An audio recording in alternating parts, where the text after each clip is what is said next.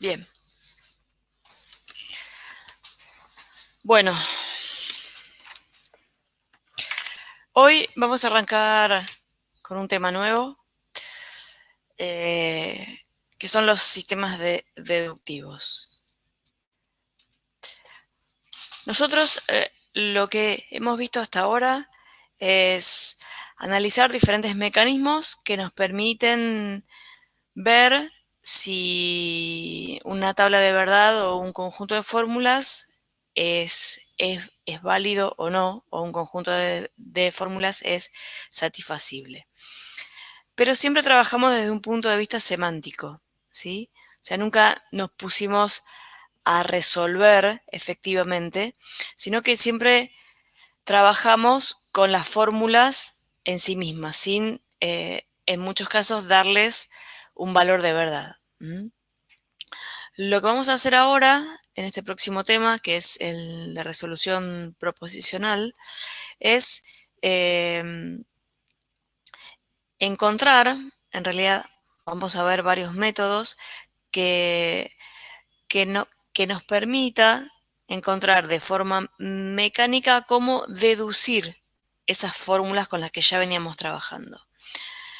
Existen varios métodos de deducción, como tienen ahí arriba. El más conocido es el que trata a un conjunto de axiomas, alguna regla de deducción, y con esas dos cosas se pueden llegar a escribir teoremas. Existe otro mecanismo, que es el de demostración o prueba, eh, que es el que está dado por una secuencia finita de pasos que nos permite ir aplicando uno a uno un conjunto de reglas de inferencia.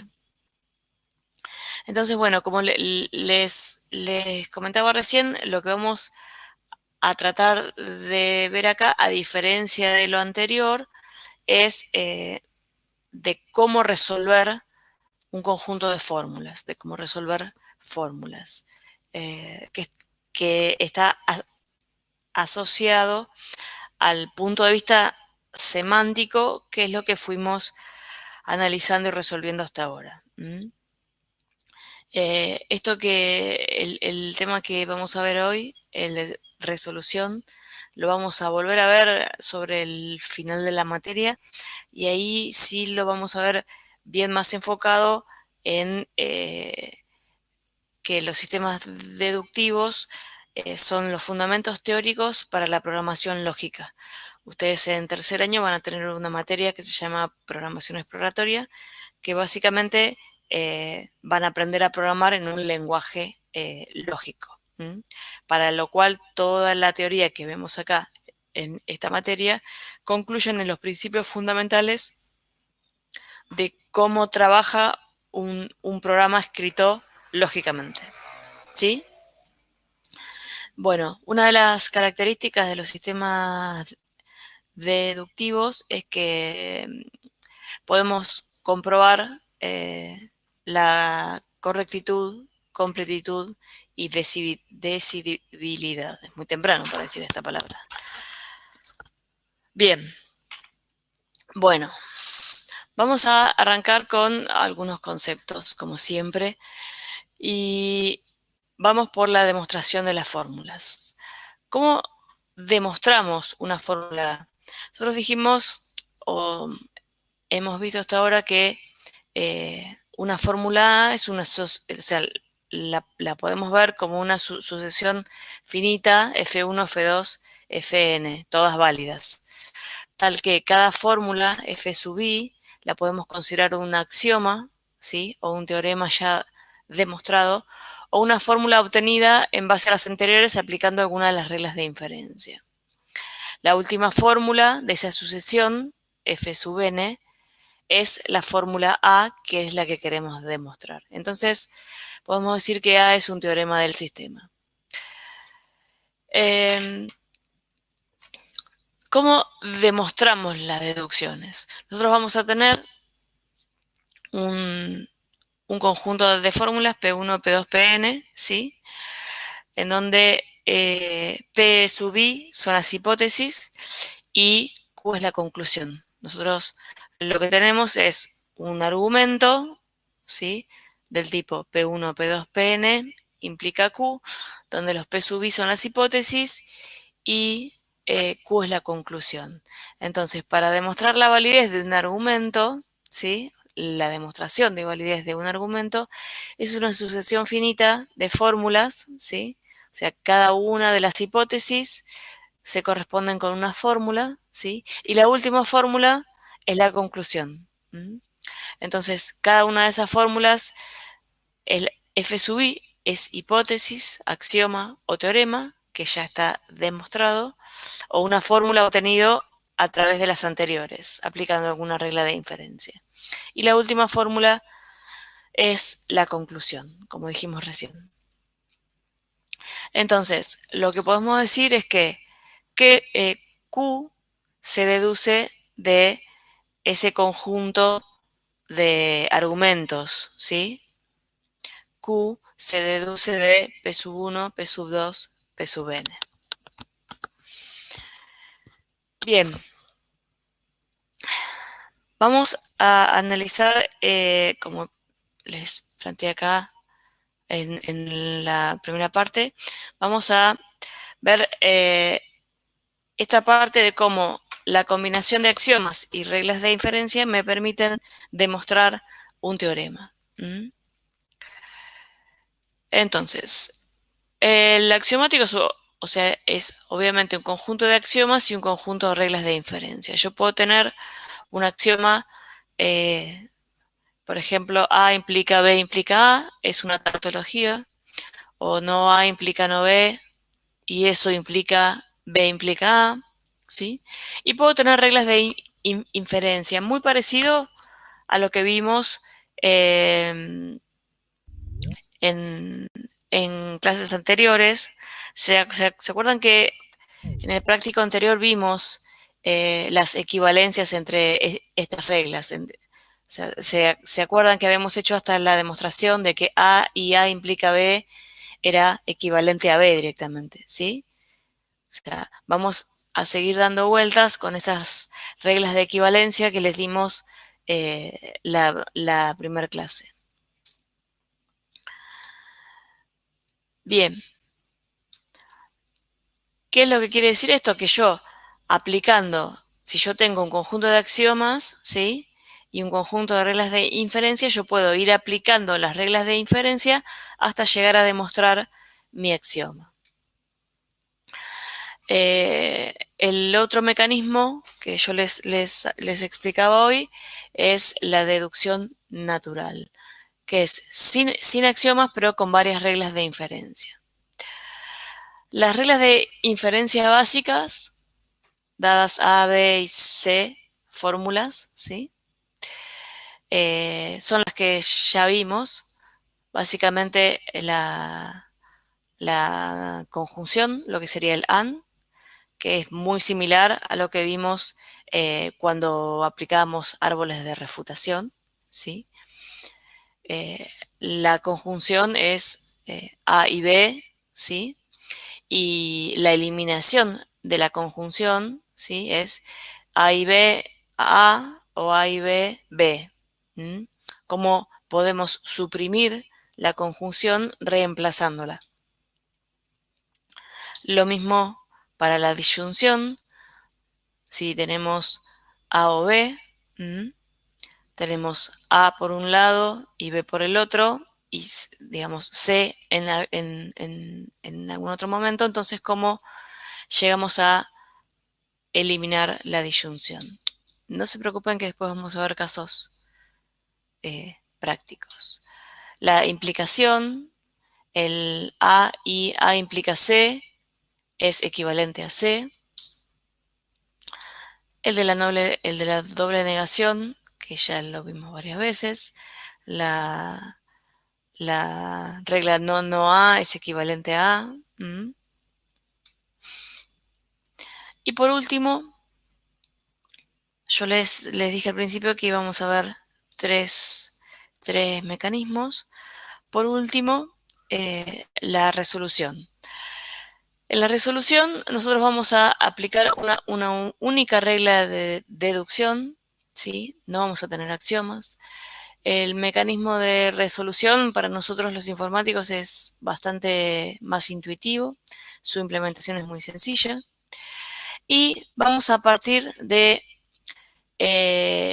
la siguiente premisa. Nosotros vamos a hacer deducción por refutación, o sea que vamos a volver a las dos formas que habíamos visto el otro día que implementábamos para verificar si un conjunto de fórmulas era tautología o para demostrar una consecuencia semántica en función si el conjunto que elaborábamos, incluyendo la conclusión negada, era insatisfacible o no. O sea, exactamente lo mismo que hicimos con árboles de refutación. Vamos a hacer resolución por el mismo mecanismo. Vamos a hacer deducción por refutación.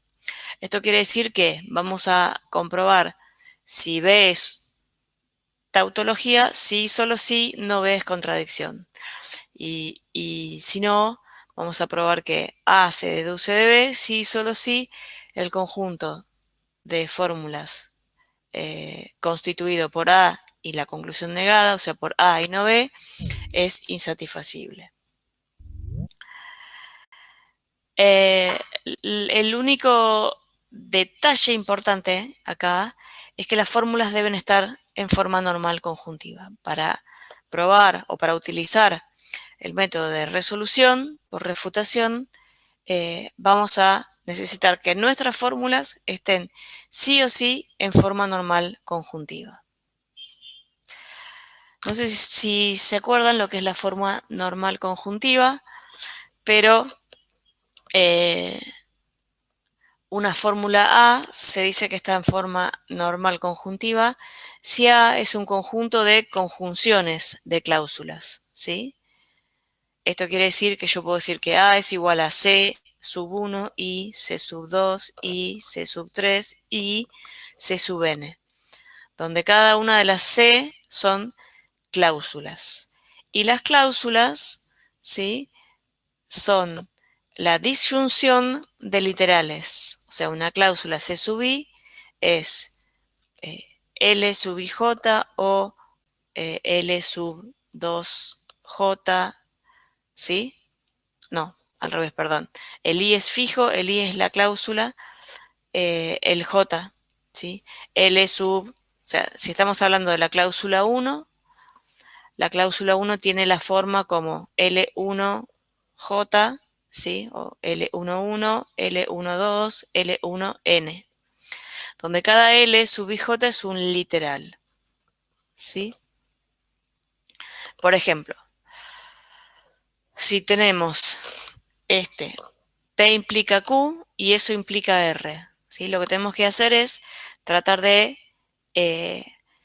llevar esa fórmula a la forma normal conjuntiva. Entonces, ¿qué es lo que podemos aplicar? Podemos aplicar las leyes de la equivalencia, ¿sí? ¿Cuál es la operación más fuerte acá? Es el primer implica, este de acá. Entonces, la ley de implicación me decía que un implica es igual a la negación de la primera cláusula o la segunda, ¿sí? Entonces esto me queda no, P implica Q o R. Y el P implica Q vuelvo a aplicar al mismo momento la misma equivalencia, ¿sí? Entonces me queda no P o Q, todo eso negado o R, ¿sí? ¿Estamos? Bien. Ahora, fíjense que yo acá lo que hago es esta negación la distribuyo acá sobre el O, que en realidad es aplicar una de las reglas de equivalencia. Entonces, la negación de un OR se convierte en un AND, ¿sí? Con sus literales negados, ¿sí? Entonces, esto me quedaría en un AND entre P y Q, ¿sí? Donde voy a negar P, que ya está negado, con lo cual me queda en forma directa, y voy a negar Q, ¿sí? Entonces me queda P y no Q. O R, ¿sí? Entonces, para terminar de pasar esto a la forma normal conjuntiva, yo necesito incluir R en cada uno de estos dos, ¿sí? Elementos de la conjunción para que pueda quedarme entonces en la forma normal conjuntiva. ¿Se entendió hasta acá? ¿Cómo debo meter R, ¿sí? Y la disyunción, ¿sí? Para que esto me quede en forma normal conjuntiva. Sí, yo entendí. Chicos, el resto. No estoy mirando el chat, así que vayan diciéndome si no. ¿Lo puedes volver a explicar, Paula? Sí. Bien. Fíjense que tendría que tener un pizarrón, pero bueno. ¿Se acuerdan la ley de equivalencia de la implicancia? O sea, P implica Q es equivalente a decir no P o Q. Hasta ahí estamos. Bien, entonces, yo acá, del paso 1 al paso 2, aplico esa ley de equivalencia para dos situaciones. Esperen que recupere el mouse. Para este implica, ¿sí? Entonces digo, bueno, este implica se transforma en la negación del primer elemento, del antecedente, o la, en el consecuente en forma directa. Entonces me queda no P o Q, ¿sí? O R, ¿sí? Perdón, no P implica Q o R. Y a este le vuelvo a aplicar, ¿sí? Esta misma ley. ¿Quieren que lo haga en un archivo de notas? Yo lo entendí, no sé el resto. Es simplemente aplicar el implica acá, lo transformo como la negación del antecedente o el consecuente, y este implica como la negación del antecedente o el consecuente. ¿Sí? Bien. Ahora aplico la ley de la negación. ¿Sí? Yo tengo que negar un O. Voy a negar una disyunción. Había una ley de equivalencia que decía que negar una disyunción es convertir la operación en la operación inversa, o sea, si es un OR, lo voy a convertir en un AND, con cada uno de sus literales negados. O sea, yo voy a aplicar este NOT a esto, a la operación y a esto. Entonces, la operación me quedaría un I. Y los elementos es, yo aplico la negación, o sea, me queda no P, que es P, y me queda no Q. Entonces acá tengo P y no Q, que es el resultado de esta primera parte de acá. ¿Sí? Y este O me quedó acá, OR. Pero yo tengo que pasar a forma normal conjuntiva, es decir, a todo un conjunto de disyunciones unidos por AND. O sea, disyunciones unidos por conjunciones. Pero acá me queda un no y yo tengo que dejar las disyunciones adentro de las cláusulas, ¿sí? Entonces lo que hago, como tengo un no, yo puedo completar, ¿sí? Cada uno de estos elementos. Esto es aplicar la inversa de la ley de la simplificación, la que vimos recién. Entonces yo puedo aplicar o distribuir este OR, ¿sí? Entonces me queda P, OR y no Q, OR. Si yo aplico, si yo a este resultado vuelvo a aplicar la distributiva, o sea, vuelvo a distribuir, ¿sí? Esto se me va a simplificar porque en algún momento me va a quedar R o R. R o R es R, ¿sí? O sea, simplemente tuve que incorporar este OR dentro de cada uno de los literales, ¿sí? Para que mi fórmula, mi fórmula en forma normal conjuntiva, me quede como la conjunción de eh, cláusulas. ¿Sí? ¿Estamos? Ahora sí. Bien.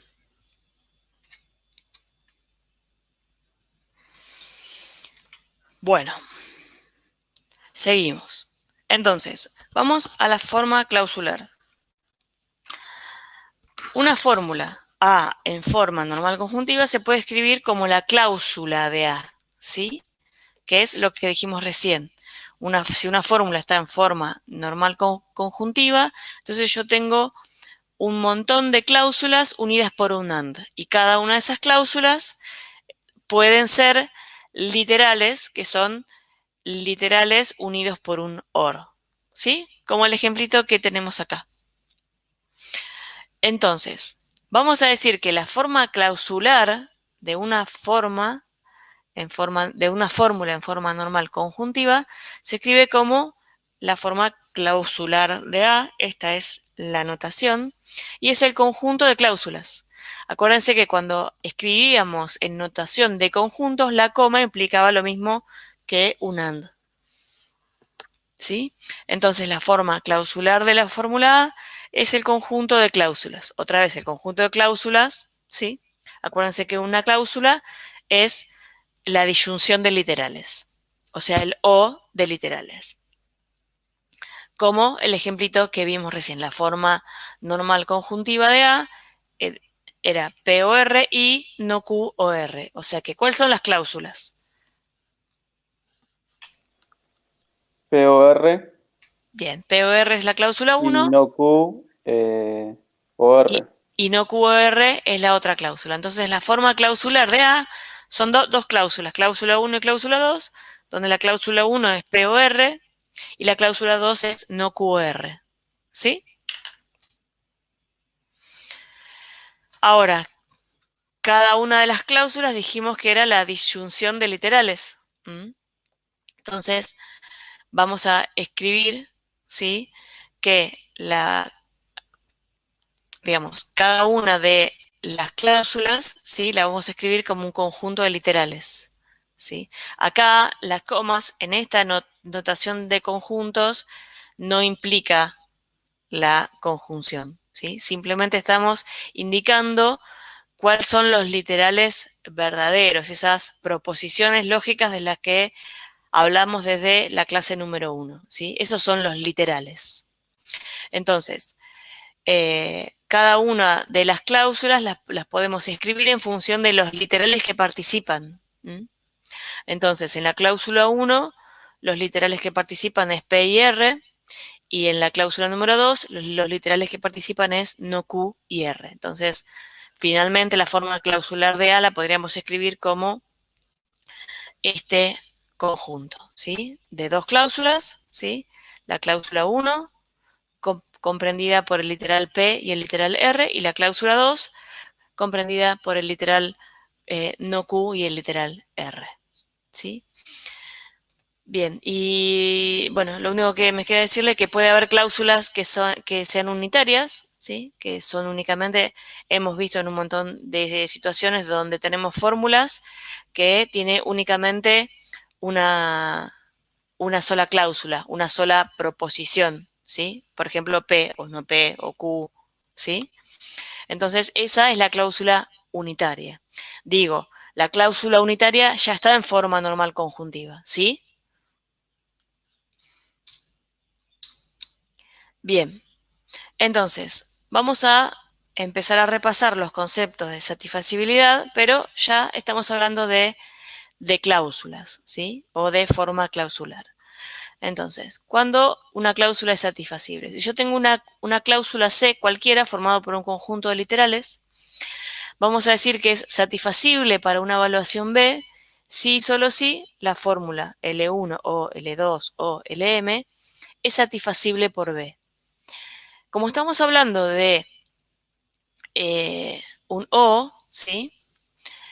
La fórmula de validez para, o sea, la evaluación para algún L sub I alcanza con que sea 1, ¿sí? Porque estamos hablando de un O de literales, ¿sí? Entonces, la cláusula es satisfacible con que existe al menos un L sub I para el cual la evaluación de L sub I es igual a 1, ¿sí? Les repito, si tenemos una cláusula C cualquiera, conformado por un conjunto de literales. Esos literales están unidos por una disyunción, por un O. Entonces vamos a decir que esa cláusula es satisfacible para una evaluación B si, solo si, esa fórmula es satisfacible para B, con lo cual alcanza con que algún L sub I, ¿sí?, la evaluación de alguno de esos L sub I sea igual a 1, ¿sí?, para que la cláusula sea satisfacible. ¿Ok?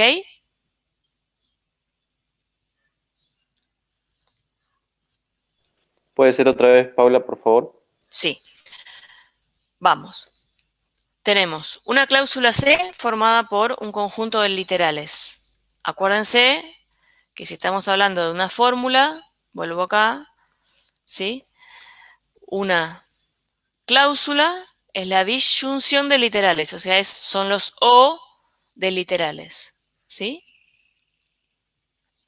¿Estamos? Una cláusula es esto, lo que está dentro del paréntesis. Cada una de lo que está entre paréntesis separados por un AND es una cláusula. Esto es una cláusula. Esto es una cláusula, esta es otra cláusula. La cláusula está formada por disyunción de literales. Disyunción de literales, o sea, el O de literales. Entonces, bueno, acá habíamos visto que también los literales, digamos, una cláusula la podemos escribir como un conjunto donde indicamos todos los literales que participan en esa cláusula. Esto que vimos acá. Lo que estábamos analizando acá es que ¿cuándo podemos decir que una cláusula es satisfacible por una evaluación? ¿Sí?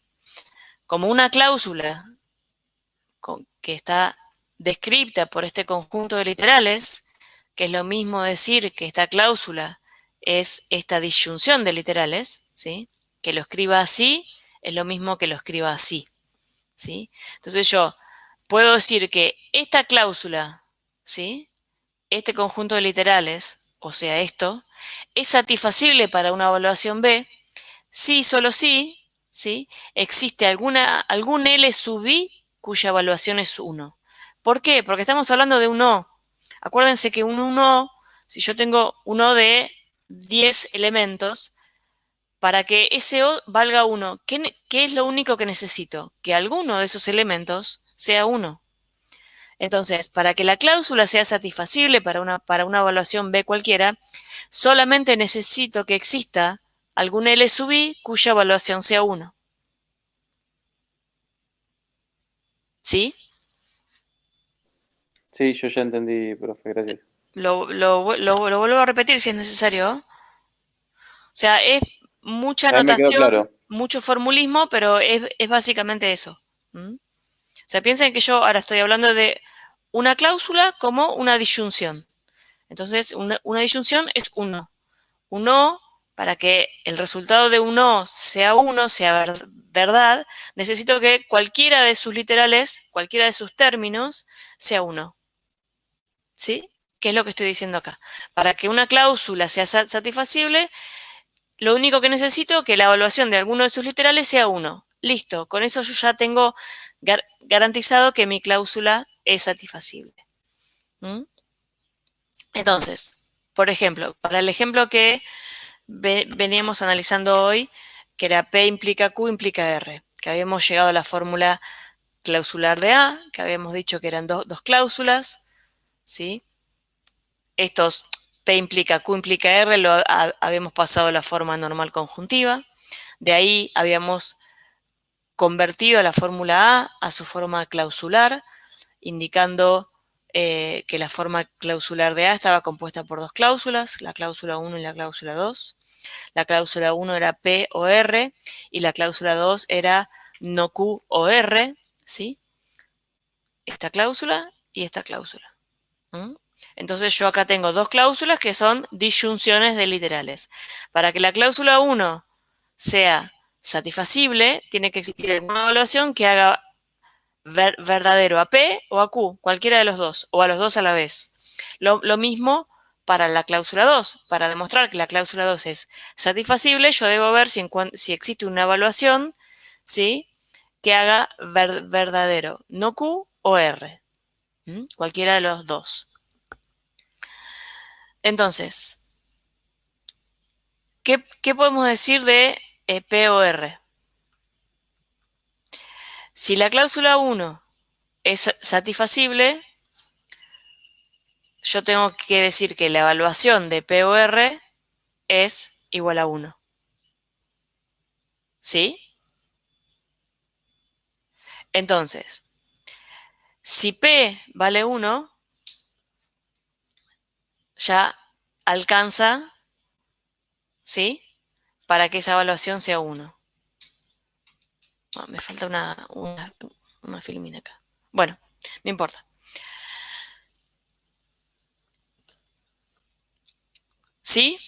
O sea, si yo tengo P o R, para probar si la cláusula 1 es satisfacible, necesito que, por ejemplo, la evaluación de P sea 1 o que la evaluación de R sea 1. ¿Sí? Sí. Bien. Bueno. Entonces, seguimos. Una fórmula en forma normal conjuntiva es satisfacible, como dijimos recién. Recién vimos cláusulas, o sea, estábamos en la parte de más adentro. Acuérdense que una fórmula es un conjunto de cláusulas. Las cláusulas es un conjunto de literales. Y recién estuvimos viendo cuando una cláusula era satisfacible. Ahora vamos a ver cuando una fórmula o la forma clausular es satisfacible. ¿Sí? Cláusulas satisfacibles, fórmula satisfacible. ¿Sí? Entonces, una fórmula A en forma normal conjuntiva, o sea, la forma clausular de A es un conjunto de cláusulas. Dice que una fórmula en forma normal conjuntiva es satisfacible por una evaluación B si y solo si, ¿sí?, la fórmula C sub 1, cláusula 1 y cláusula 2 y cláusula N es satisfacible por B. Ahora, acá estamos hablando de forma normal conjuntiva, acá estamos hablando de una conjunción, acá estamos hablando de un y. Yo necesito probar que toda la fórmula, o sea, ese conjunto de conjunciones de cláusulas, sea satisfacible. ¿Qué les parece a ustedes que debería suceder? ¿Qué tiene que pasar con esa evaluación B? Todas las cláusulas tienen que ser verdaderas. Exactamente. Entonces, la forma normal conjuntiva es satisfacible, ¿sí? Si todas las cláusulas son satisfacibles. ¿Estamos? Para el ejemplo que estábamos hablando, si R es igual a 1, yo puedo decir que mis dos cláusulas son satisfacibles, porque la primera cláusula da 1, la segunda cláusula da 2, con lo cual cláusula 1 y cláusula 2 son satisfacibles. Por lo tanto, mi fórmula en forma normal conjuntiva es satisfacible. Esto que está acá en rojo es un ejemplito, ¿sí? Donde yo puedo decir que con que la evaluación de R sea igual a 1, eso me garantiza que A es satisfacible. Lo mismo que dijimos acá, en este ejemplito, que estábamos hablando de ver si una cláusula era satisfacible o no. Para ver si esta cláusula es satisfacible, alcanza con que la evaluación de P sea 1 o que la evaluación de R sea 1, como lo que ponemos acá en este ejemplo, ¿sí? ¿Sí? Bien, entonces, una fórmula es satisfacible si solo si la fórmula clausular asociada es satisfacible. Entonces, para el ejemplito que veníamos siguiendo, si mi fórmula era P implica Q implica R, yo voy a decir que esa fórmula es satisfacible si solo si la forma normal conjuntiva de A es satisfacible. ¿Sí? Bueno, y la cláusula vacía, que existe también, que es la cláusula con literales vacíos, que a veces se denota con el simbolito, así con la T dada vuelta. La cláusula vacía es insatisfacible. ¿Sí? La cláusula vacía es insatisfacible. Bueno, vamos a hablar ahora un poquito de un conjunto de las cláusulas y conjuntos de cláusulas y así podemos llegar a la resolución en sí misma. Entonces, ¿qué es lo que vimos hasta acá? Fórmulas en forma normal conjuntiva. Las fórmulas en forma normal conjuntiva, ¿sí?, están compuestas por la conjunción de cláusulas, o sea, cláusulas unidas por una operación AND. Cada una de esas cláusulas, ¿sí?, es un conjunto de está formado por un conjunto de literales unidos por un OR. ¿Sí? Probamos que una cláusula, o sea, un conjunto de literales unidos por un OR, una cláusula es satisfacible si existe una evaluación que hace verdadero al menos uno de sus literales. Y dijimos que una fórmula en forma normal conjuntiva es satisfacible si todas sus cláusulas son satisfacibles. ¿Sí? Porque una fórmula es una conjunción de cláusulas. Bueno, vamos ahora a anotar un conjunto de cláusulas, ¿sí? Supongamos un conjunto de cláusulas S. Si ese es el conjunto vacío, entonces ese yo puedo decir que es satisfacible. Un conjunto vacío de cláusulas yo puedo decir que es satisfacible. No confundirse con la cláusula vacía. La cláusula vacía no tiene literales. Yo no puedo decir cuál es el valor de verdad, porque no tengo literales ni disyunción contra lo cual comparar. Como no tengo literales, esa cláusula es insatisfacible. Ahora, si yo tengo el conjunto de cláusulas vacía, o sea, no tengo cláusulas, ¿sí?, ese conjunto es satisfacible. ¿Sí? Ahora, si yo tengo el conjunto S que incluye la cláusula vacía, entonces ese conjunto es insatisfacible. ¿Por qué? Porque la única cláusula que pertenece al conjunto es la cláusula vacía, que la cláusula vacía yo ya sé que es insatisfacible. O sea, es distinto tener un conjunto vacío a tener un conjunto con una cláusula vacía. ¿Correcto? Sí.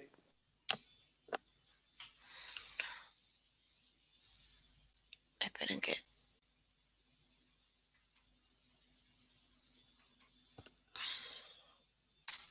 Bien. Vamos ahora a la resolvente, a definir la resolvente. Vamos con la misma fórmula del ejemplito que hoy teníamos. Dice, da la forma clausular de A, que era P o no Q. Ah, no, es otra, perdón.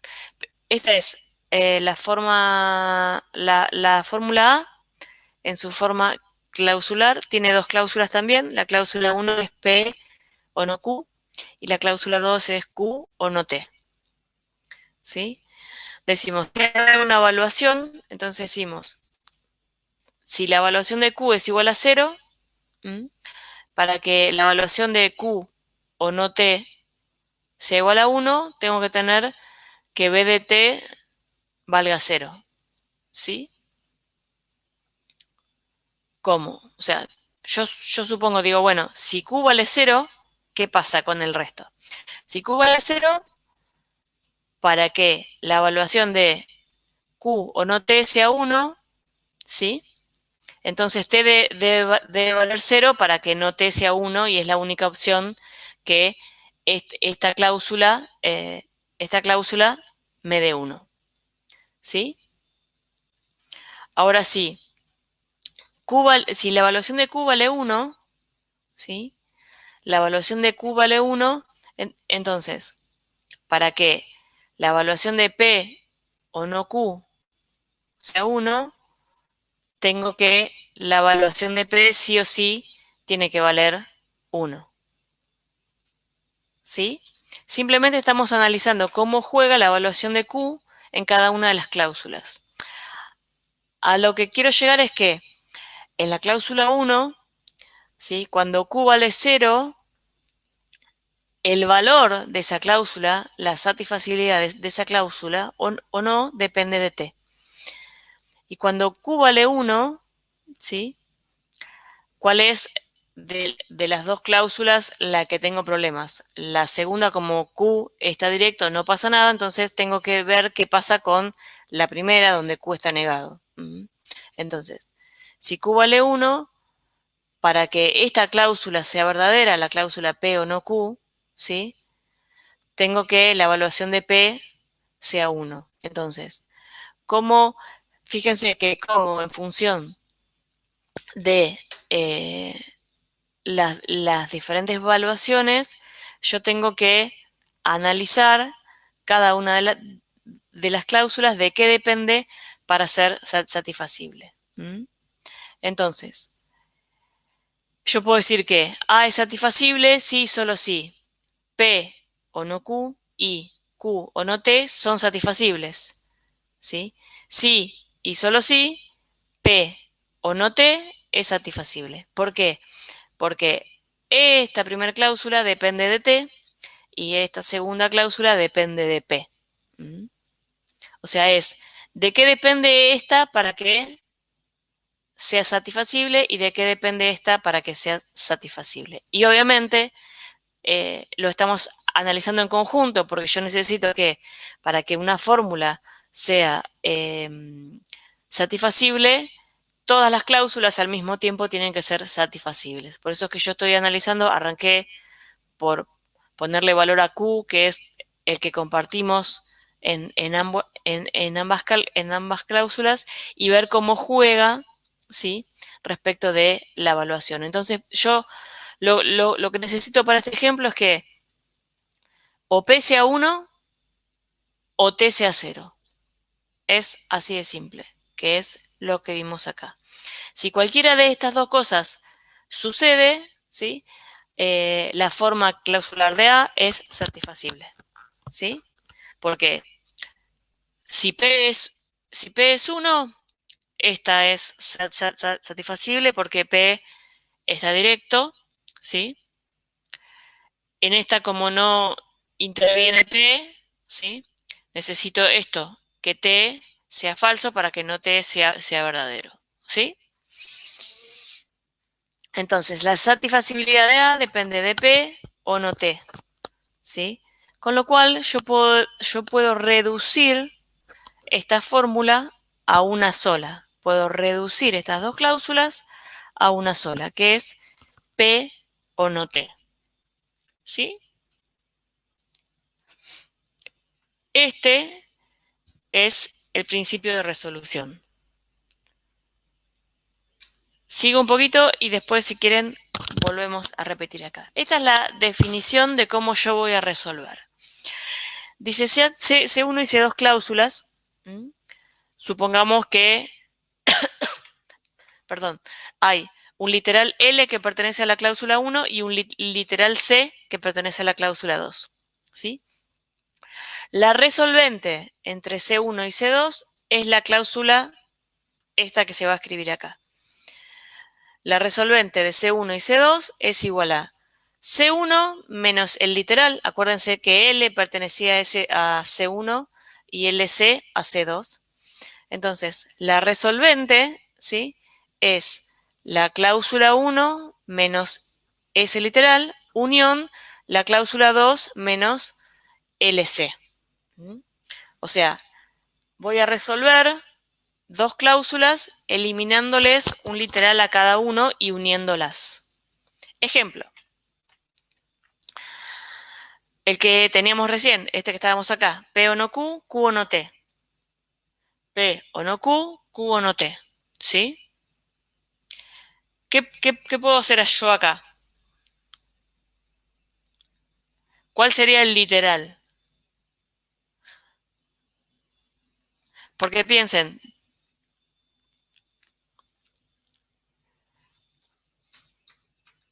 ¿Quién es el que jugaba acá? Q. ¿Por qué? Porque está en forma directa y en forma negada. ¿Sí? Entonces, como está en forma directa y en forma negada, tengo que analizar qué pasa con la evaluación de S en ambos casos. Y ahí vimos que la evaluación de Q no nos importaba. Es la conclusión a la que llegamos acá. ¿Sí? Vieron que yo acá puse, bueno, si Q vale 0, pasa tanto. Si Q vale 0, lo único que me importa es que T valga 0 para que esta cláusula sea verdadera. Y si Q vale 1, lo único que me importa es que P sea 1 para que esta cláusula sea verdadera. Que no es más que llegar a la conclusión que Q, como está en está en un literal negado, ¿sí? Y en forma directa, entonces lo que estoy diciendo acá, la conclusión a la que llego, que como si en dos cláusulas tengo un literal en forma directa y el mismo literal en forma negada en otra cláusula, yo lo puedo eliminar. ¿Por qué? Porque, las cláusulas no van a depender de él. ¿Qué es lo que probamos con este ejemplito tonto? Que de esta forma clausular, ¿sí? Yo la puedo reducir a P o no T. Porque como está Q y no Q en una disyunción, ¿sí? Puedo eliminarla. O sea, el Q o no Q lo puedo eliminar porque eso es verdadero. Entonces, tenemos un literal y un literal negado, o sea, el complemento de ese literal. El literal pertenece a la cláusula 1 y su complemento a la cláusula 2. Entonces yo puedo aplicar la resolvente entre la cláusula 1 y la cláusula 2 y puedo calcularla así, como la cláusula 1 eliminándole el literal, unión, la cláusula 2 eliminándole el complemento del literal. El ejemplito que vimos recién, yo puedo hacer la resolvente entre P y no Q, y Q o no T. Esta es la cláusula 1. ¿Cuál es el literal? No Q y Q. Está en forma directa y en forma negada. ¿Sí? Entonces, hago la cláusula 1 menos el literal con el que estoy trabajando, que queda P, o unión, la cláusula 2 menos el literal con el que estoy trabajando, que es Q. Entonces me queda P o no T. ¿Sí? ¿Por qué? Porque la resolvente entre Q y no Q es la cláusula vacía.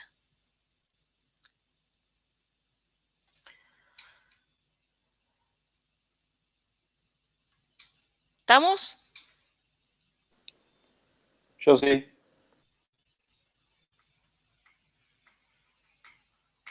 Bueno,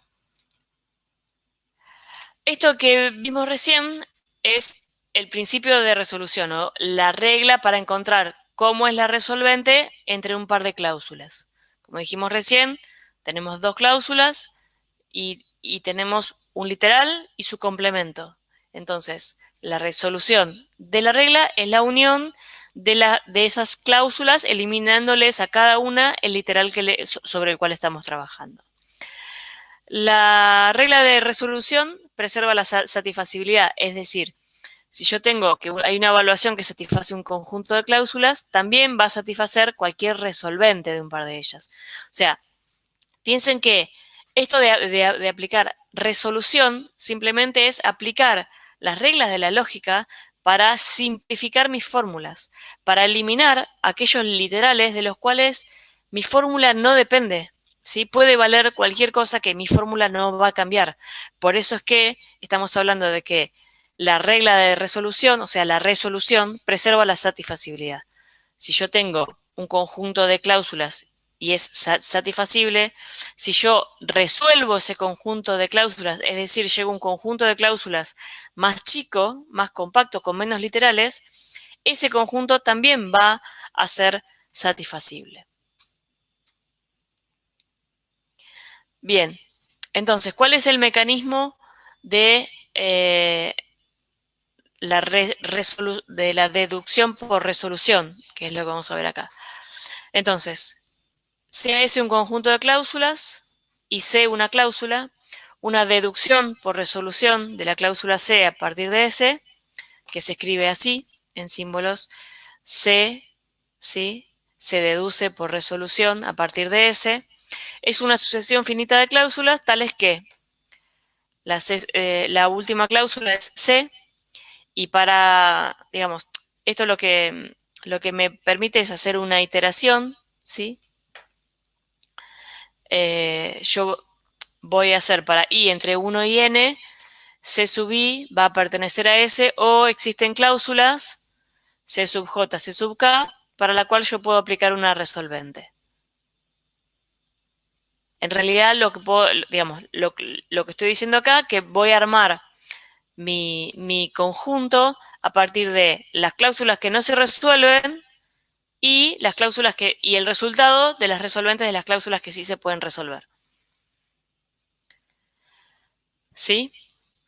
Ahora, yo puedo probar por refutación si un conjunto de cláusulas, ¿sí?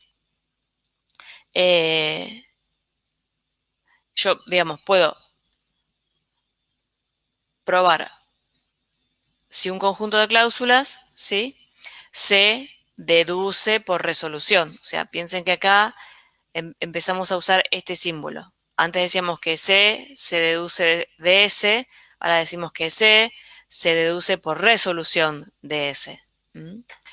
Entonces, si a S un conjunto de cláusulas, una refutación de S es una deducción por resolución de la cláusula vacía a partir de S.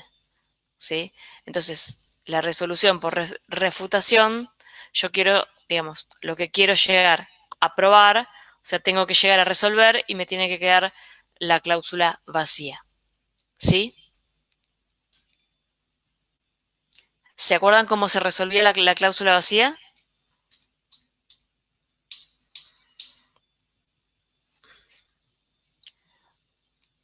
La resolución entre Q y no Q es la cláusula vacía, entre un literal y su negado.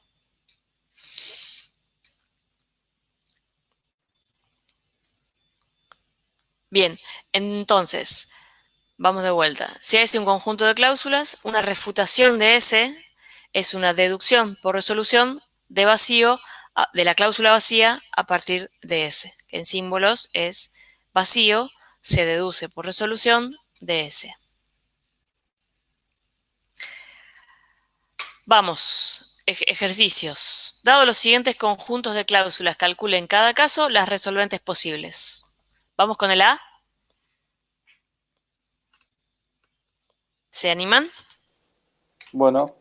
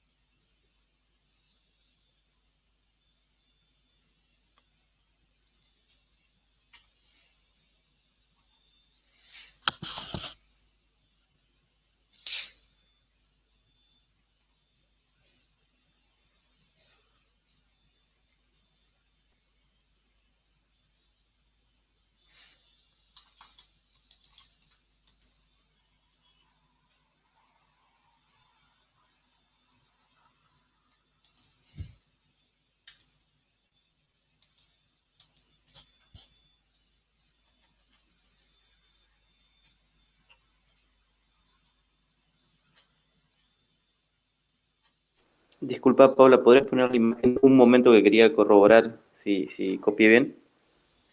Sí.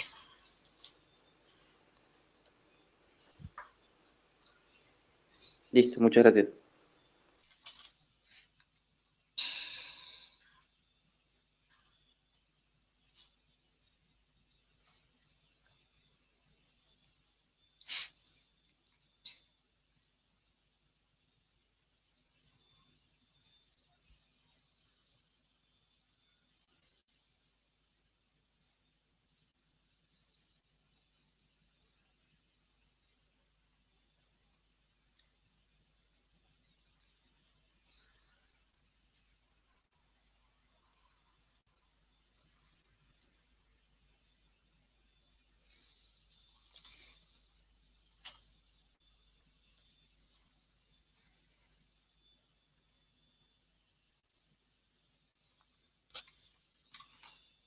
Me voy a preparar el mate mientras ustedes hacen eso.